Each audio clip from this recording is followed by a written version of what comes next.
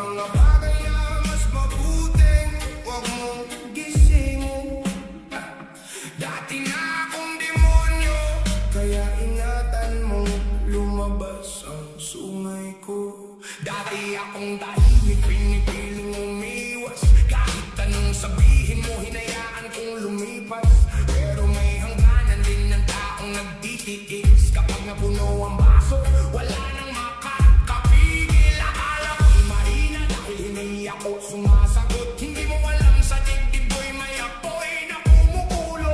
Maraming beses akong bumaba, hindi dahil talo, kundi ayaw kong ipakita kung gaano ako kadelikado. Huwag mong subukan ng pasensya ng tahimik, dahil kapag naggising ng galit, mahirap ng patulugin. Hindi ako naghahanap ng gulo sa mundo, pero huwag mong piliting ilabas ang dating ako. Huwag mong itulak, baka ako'y sumabog kung ayaw kong makita ang tunay kong anyo. Lumayo ka bago lumabas ang sungay ko. Dati na akong demonyo, kaya ingatan mo lumabas ang sungay ko. Huwag mong abusuhin ng puso kong tahimik, dahil kapag nag-iyak walang makakapigil. Dati na akong demonyo, huwag mong hamunin ang pasensya ko. Mabait ako, humabait ka rin sa'kin, pero kapag sumobra ka, demonyo ang gigising sa dilim. Hindi ko kailangan ng korona sa ulo, hindi ko kailangang ipagsigawan kung sino ako. Ang aspeto, hindi pinapatunayan, at ang tunay na lakas marunong umiwas sa awayan. Pero may mga taong akala nila'y laro, paulit-ulit na tumutusok kahit alam nilang masakit ito. Kaya tandaan mo bago mo ako subukan. May taong mahinahon, pero may hangganan. Hindi ako santo, hindi rin ako perfecto. May madilim na bahagi sa loob ng pagkatao ko. Matagal ko nang itinulong ang dating halimaw, pero isang maling galaw maaaring muli siyang bumangon. Feel the bass in your chest.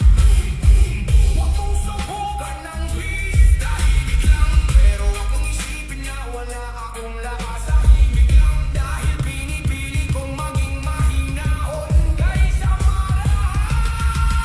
Dati na akong demonyo, kaya ingatan mo lumabas ang sungay ko.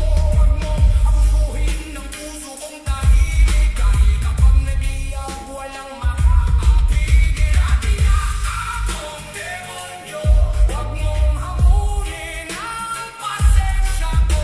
Mabait ako, umabait ka rin sa'kin, pero kapag sumobra ka, demonyo ang gigising sa dilim. Hindi ko gustong bumalik sa taong dati kong nakilala. Pinatay ko na ang galit, tinuruan kong maging payapa. Pero kung paulit-ulit mong gigisingin ang bagay na matagal ko nang pinatulog, huwag mong sisihin ng salamin kapag nakita mo ang sungay ko. Kaya ingatan mong lumabas ang sungay ko. Hindi ako naghahanap ng gulo, pero hindi rin ako papayag na apihin mo. Dati na akong demonyo, tandaan mo ang babalang ito. Respeto sa respeto, kapayapaan sa kapayapaan. Pero kapag sumobra ka, sumisigaw ang demonyo, lumalabas ang sungay ko. Dati na akong demonyo. Hindi lahat ng tahimik ay mahina.